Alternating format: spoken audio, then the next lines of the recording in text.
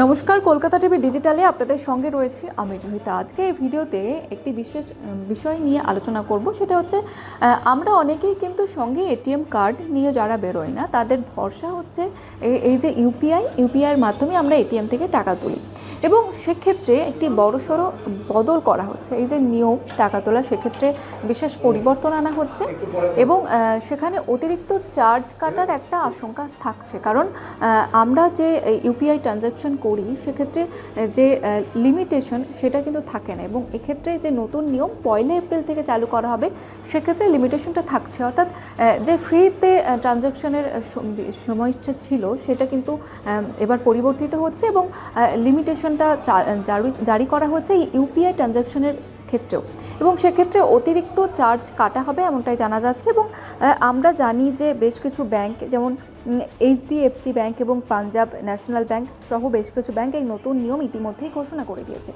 এছাড়াও আপনাদের যেমনটা জানাচ্ছিলাম, এটিএম ব্যবহারের পদ্ধতি চার্জ কাটা নিয়ে এবার 1 এপ্রিল থেকে কিন্তু এই যে নিয়ম সেটা কার্যকর হতে চলেছে।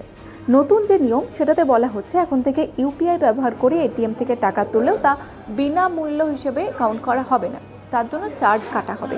এবং আগে কার্ড ছাড়া টাকা তোলাকে আলাদাভাবে দেখা হতো, কিন্তু এখন কিউআর কোড স্ক্যানে ইউপিআই দিয়ে টাকা তুললেও তা মাসিক ফ্রি এটিএম লেনদেনের সঙ্গে ধরা হবে এবং আপনার যে মিনিমাম চার্জ সেই চার্জ কাটা হবে। ব্যাঙ্কগুলি ঠিক করে দেওয়া বিনামূল্যে লেনদেনের সীমা পেরিয়ে গেলে প্রতিটি ট্রানজাকশনে অতিরিক্ত লেনদেনের জন্য 23 টাকা করে কাটা হবে এমনটাই কিন্তু জানানো যাচ্ছে। এবং বর্তমানে এইচডিএফসি ব্যাংকের এটিএম থেকে মাসে 5 বার আপনি বিনামূল্যে এই টাকা তুলতে পারবেন, এবং তারপর যদি আপনি এই ট্রানজ্যাকশন করেন সেটা কার্ডের মাধ্যমে হোক বা ইউপিআইয়ের মাধ্যমে হোক, তাহলে কিন্তু আপনার টাকা কাটা যাবে। এবং সেক্ষেত্রে আপনাদের জানাচ্ছিলাম যে মেট্রো শহরে 3 বার এবং নন মেট্রো শহরে 5 বার বিনামূল্যে টাকা তোলার সুযোগ রয়েছে, এবং তারপরে এক্সট্রা চার্জ কাটবে। ইউপিআই দিয়ে এটিএম থেকে টাকা তোলার পদ্ধতিও কিন্তু খুব সহজ। অনেকেই আপনারা হয়তো জানেন যে গ্রাহকরা এটিএমের স্ক্রিনে থাকা কিউআর কোড স্ক্যান করে নিজেদের ইউপিআই অ্যাপের মাধ্যমে লেনদেন নিশ্চিত করলে কার্ড ছাড়া টাকা তুলতে পারবে, এবং এই পন্থা অনেকেই আমরা ইতিমধ্যে ইউজ করি।